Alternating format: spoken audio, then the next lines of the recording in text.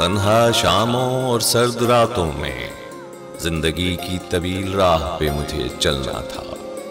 खाली कमरे में कॉफी के कप से उठती हुई भाप को तकना, तवील कश और लहराते धुएं को देखकर सोचना, यूं अचानक रोशनी मिल जाए, यूं अचानक तुम मिल जाओ, तुम मिल जाओ।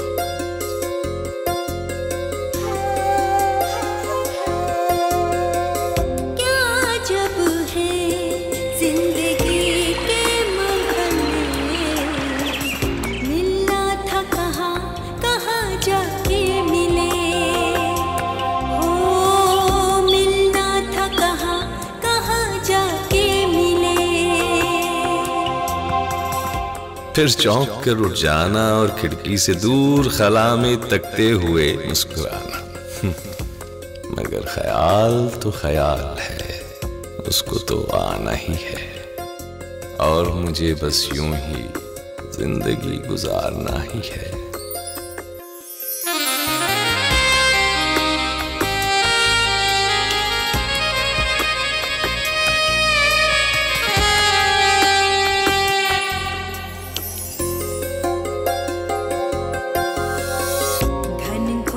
घटाएं जब घिर कर आती सावन में, बारिश की बूंदें फिर आग लगाती तन मन में, झील में बूंदों की सरगोशियां हुई, हर सू फिर खामोशियां खामोशियां हुई। कितने प्यारे थे जिंदगी के सिलसिले, मिलना था कहाँ कहाँ जाके मिले, ओ मिलना था कहाँ कहाँ जाके मिले।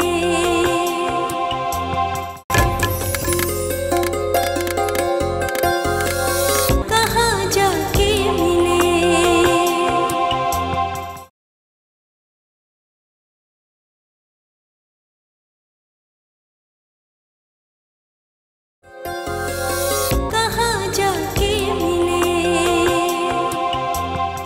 महरीन आप ही तो बस लपेट रही हैं सीरियल को।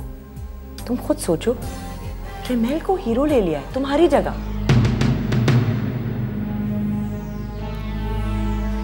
और एक मैं हूँ, मैंने तो आज तक अपने बाबा की शक्ल तक नहीं देखी। बाप की मोहब्बत क्या होती है, शफकत क्या होती है, मुझे नहीं पता।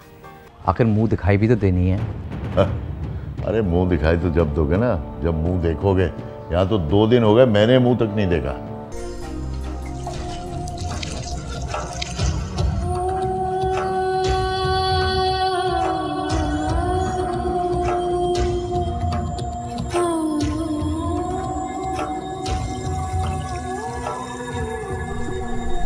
आप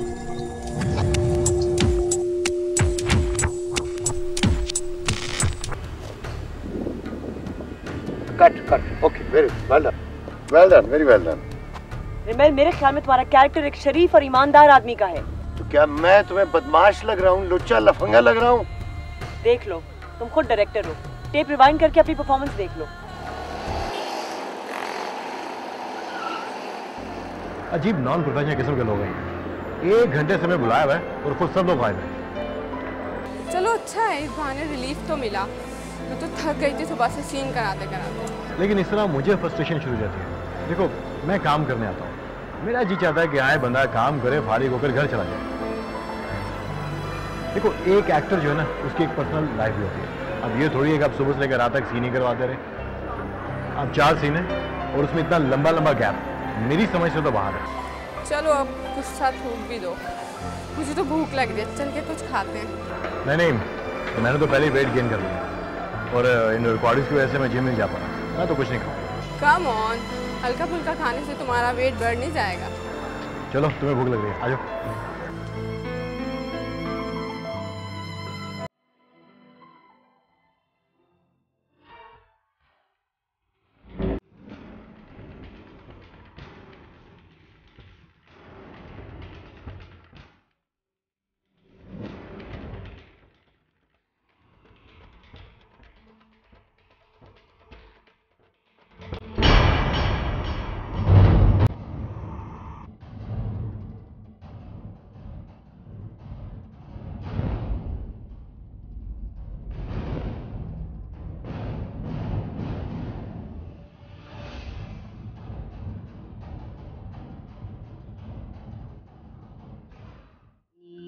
अच्छा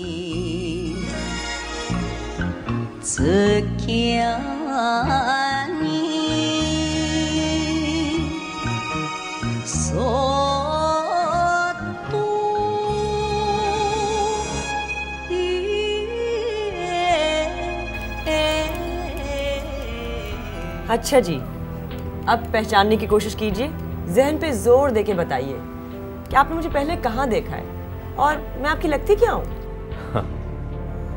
बिल्कुल वैसे ही, उसी तरह बात बात पर खिलखिला कर हंसने में। पता है आप इतने स्वीट इंसान हैं कि मैं नहीं चाहती कि मैं खामखा में आपको मजीद तंग करूँ। मैं एक टीवी आर्टिस्ट हूँ, सीरियल्स और सिर्फ ड्रामों में काम करती हूँ। यकीनन आपने मुझे कभी ना कभी टीवी पे देखा होगा, इसीलिए मेरी शक्ल आपको जानी पहचानी लगती है।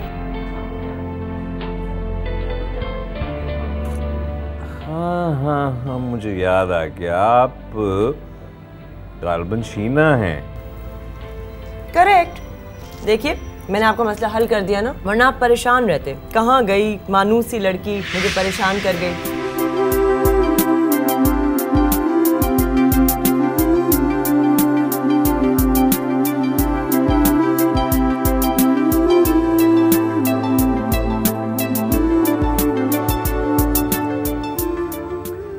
शीना, एक गलत फहमी हमारी मुलाकात का सबब बनी है, लेकिन आई मस्ट एडमिट के आप एक ज़हीन और अच्छी शख्सियत की मालिक हैं। Thank you for the compliment. मुझे भी आपसे मिलकर बहुत खुशी हुई। वैसे एक बात बताऊं, आई एम श्योर आप अपनी जवानी में अच्छे खासे कैसेनोवा रहे होंगे। सच सच बताइए, कितने इश्क मुआशके हुए? मुआशके जिस सेंस में आप मुझसे कह रही हैं, सच पूछिए तो एक भी नहीं। अच्छा, तो दोस्तियां, गपशप, हल्ला गुल्ला, पार्टीज, ये सब तो रहा होगा? हाँ, बहुत ज़्यादा, लेकिन अब मुझे याद नहीं। अच्छा ये बताइए, कराची में आप करते क्या थे? घास खोदता था। क्या घास खोदते थे? ये तो मुहावरतन मैंने कह दिया, मतलब ये कि फजूल सा काम जिसकी कोई अहमियत ही नहीं। अच्छा अब ये बताइए। बस बस बस, इतना तवील इंटरव्यू तो मैंने अपनी मुलाजमत के दौरान भी नहीं दिया था जितना आज आप ले रही हैं। नहीं नहीं अहमद साहब, इंटरव्यू नहीं ले रही, मुझे तो आपसे बात करके बड़ा मजा आ रहा है। पहली बार कोई ऐसा शख्स मिला है जो मेरे आर्टिस्ट होने के हवाले से मुझसे सवाल नहीं कर रहा, वरना आप तो जानते हैं हम टीवी आर्टिस्ट का अक्सर ये प्रॉब्लम होता है, कहीं भी कोई भी मिल जाए फौरन टीवी और ड्रामों के हवाले से ही हमसे बातें कर रहा होता है। मैं बोर हो जाती हूँ। More last order please. हाँ, 2 मरीगा तो गुजारिश कुछ तो समा सुबह उठ करता। शुक्रिया। हाँ, मेरे ख्याल चलो। सुशी कैसी? वेरी फ्रेश, पाकिस्तान में इतनी फ्रेश नहीं होती। गुड।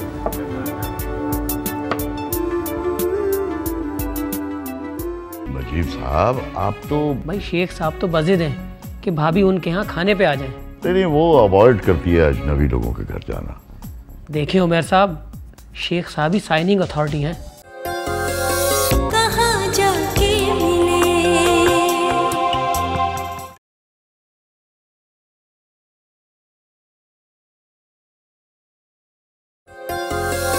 कहाँ जाके मिले,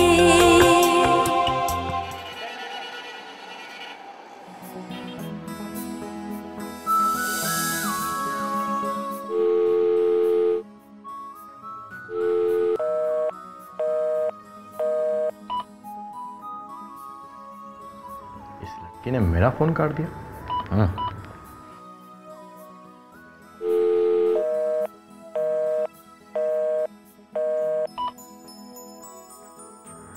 ये मेरा फोन क्यों काट रही है? हाँ, लगता है शायद किसी ऐसी जगह बैठी है जहाँ मेरा फोन नहीं सुन सकती।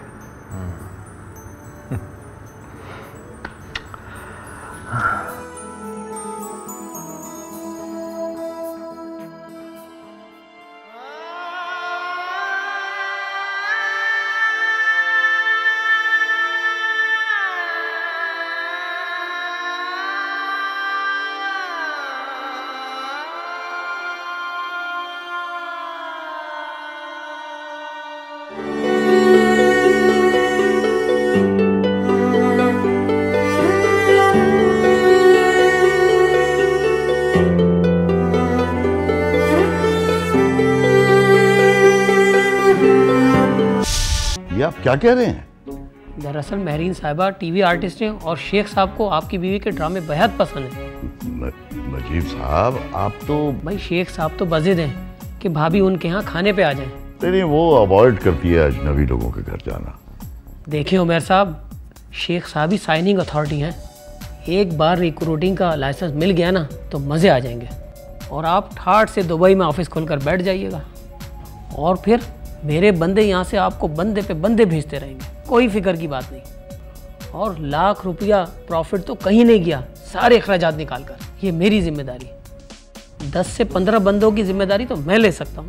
देख लीजिए उमर साहब, ऐसे मौके बार बार नहीं आते और फिर बस भाभी ने उनके साथ एक डिनर ही तो करना है।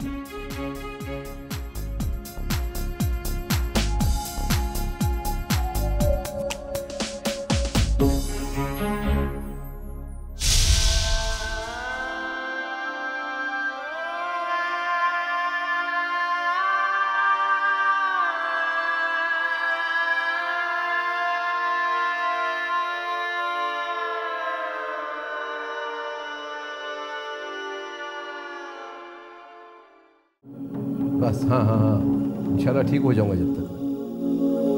हाँ अच्छा, तो ये तो बताइए कि हीरोइन कौन सी कास्ट कर रहे हैं? काजल? हाँ हाँ, अच्छी लड़की है। मैं तो कहता हूँ कि आउट ऑफ स्टेशन चलते हैं, अप नॉर्थ चलते हैं, कागान वगैरह, सीन भी अच्छे होंगे, मज़ा आएगा वो। हाँ। बस फिर ऐसा करें कि आप एडवांस अम्मी को बचा दीजिए।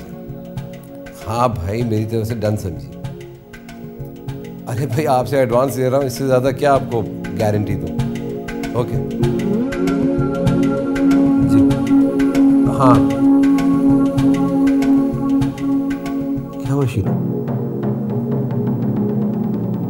शीना, क्या हुआ है?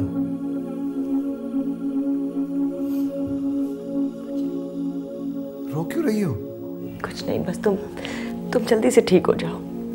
देखो, घबरा क्यों रही हो? डॉक्टर्स ने कहा है कि मैं ठीक हो जाऊंगा 1.5 महीने में।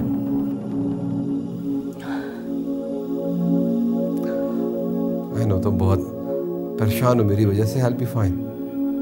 Telling you, I'll be okay.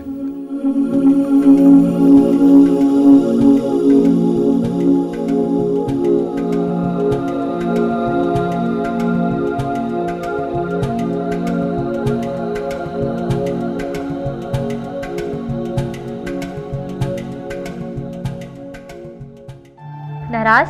मैं आपसे बिल्कुल नाराज़ नहीं हूँ। इनफैक्ट मुझे हक भी क्या पहुँचता है आपसे नाराज़ होने का। आप प्लीज़ बराए मेहरबानी मुझे दोबारा फ़ोन करने की जहमत मत कीजिएगा। हम जब भी मिलते थे तुम्हारा अक्सर जिक्र होता था। समरीन, क्या वाकई काफ़ी दिनों से तुम्हारी से कोई बात नहीं? हेलो, हाँ अरबाज, कहाँ हो भाई? आई एम सॉरी, मैं तुम्हारी तरफ ही निकल रहा था कि दुबई से क्लाइंट आ गए, उनको एंटरटेन करना पड़ गया। कम से कम फोन कर देते ना। कहाँ जाके मिले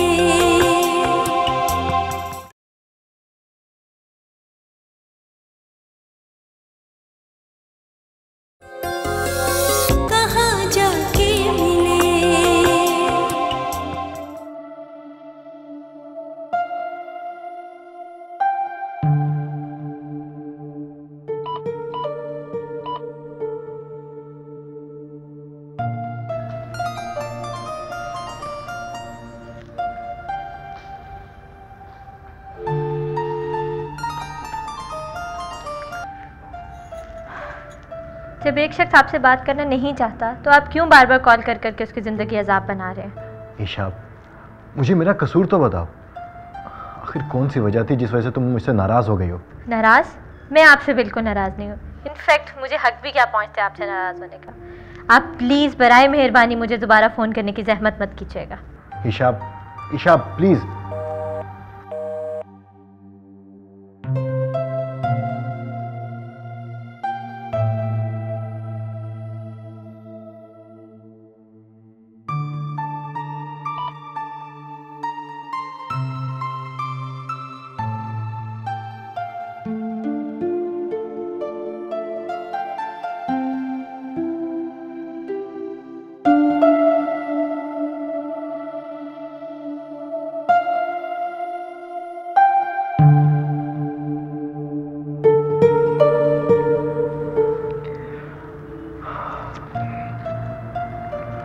अजीब पागल लड़की है, पता नहीं किस वजह से मुझसे नाराज हो गई है।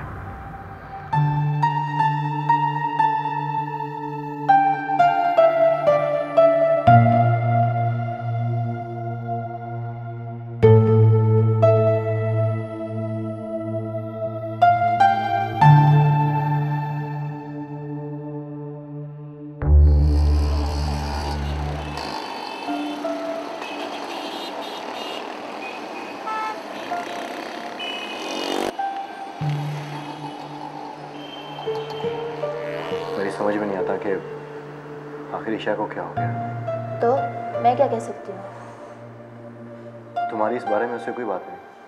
जब से हमारे एग्ज़ाम ख़त्म तकरीबन मुलाकातें भी ख़त्म, और अब तो मेरी उससे कभी कभार फ़ोन पे गपशप होती है। तो मेरे मुतालिक कोई बात नहीं? वैसे जब मैंने तुम लोगों को शुरू से मिलवाया था तो उस वक्त तुम लोगों की बहुत अच्छी बातें थी, बहुत अच्छी अंडरस्टैंडिंग थी, और जब तुम लोग एक साथ होने लगे तो फिर तुम लोग मुझे काम हुई तो बिल्कुल भूल गए थे। नहीं, ऐसी भी कोई बात नहीं है। हम जब भी मिलते थे तुम्हारा अक्सर जिक्र होता था। समरीन, क्या वाकई काफ़ी दिनों से तुम्हारी से कोई बात नहीं? नहीं, एक्चुअली मैं जॉब के सिलसिले में थोड़ा बिजी हो गई थी, तो इसलिए मैं उससे बात नहीं कर सकी, और वैसे भी उसने अपना नंबर चेंज कर लिया है। समरीन, तुम मुझे एक फेवर दे सकती हो? वो क्या? यही कि तुम ईशा को फ़ोन करो और उससे पूछो कि क्या बात है। ये कौन सा मुश्किल काम है? नंबर मिलाओ।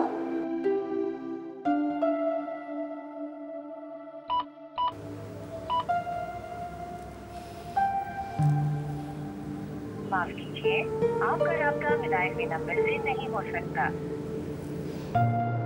नंबर ऑफ जा रहा। यही तो मुसीबत है उसके साथ कि हर रोज अपने नंबर तब्दील कर देती है। पहले तो वो ऐसी नहीं थी। हाँ, वो आजकल शदीद ज़हनी दबाव के अंदर है। उसकी मम्मा यहाँ पर नहीं है और उसके फादर उसको फ़ोन करते हैं, लेकिन उसकी मम्मा ने सख्ती से मना किया कि उनसे वो बात नहीं करेगी। ऑफ कोर्स यार, ब्रोकन फैमिलीज में हमेशा ऐसे ही होता है, और बच्चों की ज़िंदगियाँ इस तरह से डिस्टर्ब होती हैं। कुछ भी सुन रहे, उसको मेरे साथ ऐसा नहीं करना चाहिए।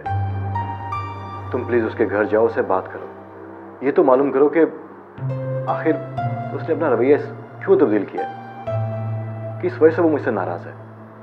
ओके साकिब, कोशिश करूँगी और जल्दी उसकी तरफ चक्कर लगाऊंगी। थैंक यू, लेकिन प्लीज़ मुझे जल्दी बता देना। जाहिर है तुम्हें ही बताऊंगी।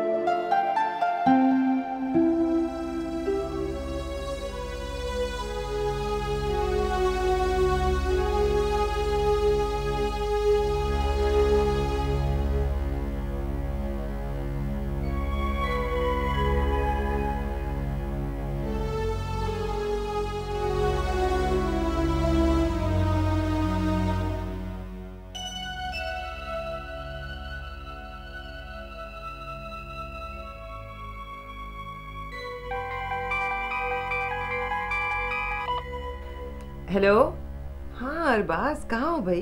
आई एम सॉरी, मैं तुम्हारी तरफ ही निकल रहा था कि दुबई से क्लाइंट आ गए, उनको एंटरटेन करना पड़ गया। कम से कम फोन कर देते ना। अब बस मैं सोच ही रहा था ये नहीं, लेकिन फोन ही कर देते।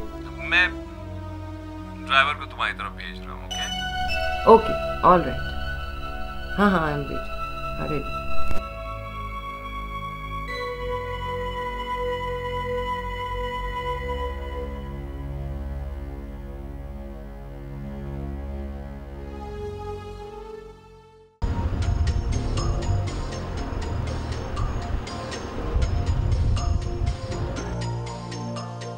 आई एम सॉरी समरीन, साकिब बेशक तुम्हारा कज़न है और तुम ही ने मुझे उससे इंट्रोड्यूस कराया है, लेकिन वो एक अच्छा लड़का नहीं है।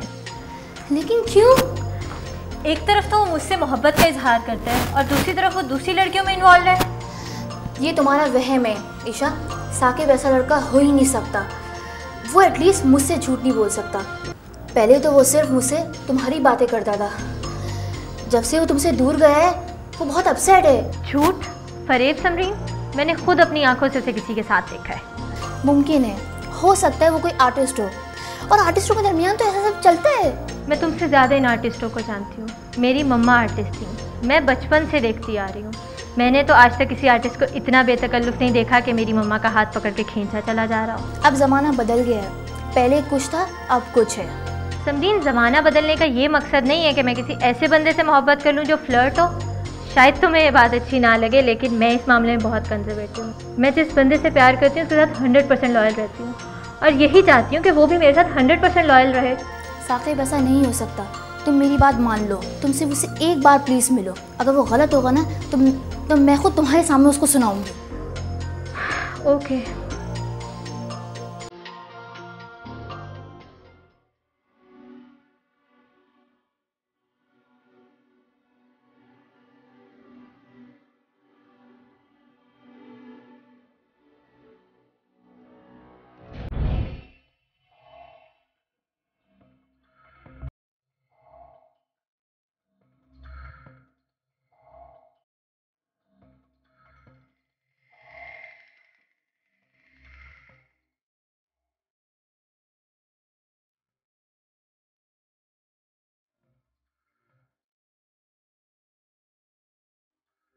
शीना को भी कोई मिल गया।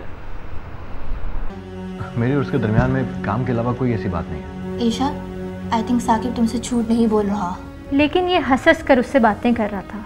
ईशा, मेरी उससे ऐसी वैसी कोई भी इंटेंशन नहीं थी, लेकिन फिर भी तुम कहोगे तो मैं आइंदा ख्याल रखूंगा। तन्हा शामों और सर्द रातों में जिंदगी की तवील राह पे मुझे चलना था। खाली कमरे में कॉफी के कप से उठती हुई भाप को तकना, तवील कश और लहराते धुएं को देखकर सोचना, यूं अचानक रोशनी मिल जाए, यूं अचानक तुम मिल जाओ, तुम मिल जाओ।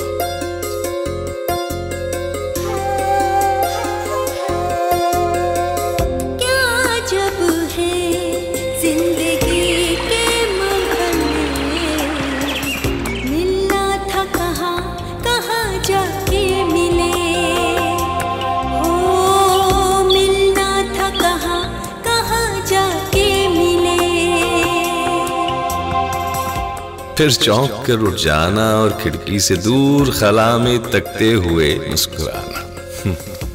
मगर ख्याल तो ख्याल है, उसको तो आना ही है, और मुझे बस यूं ही जिंदगी गुजारना ही है।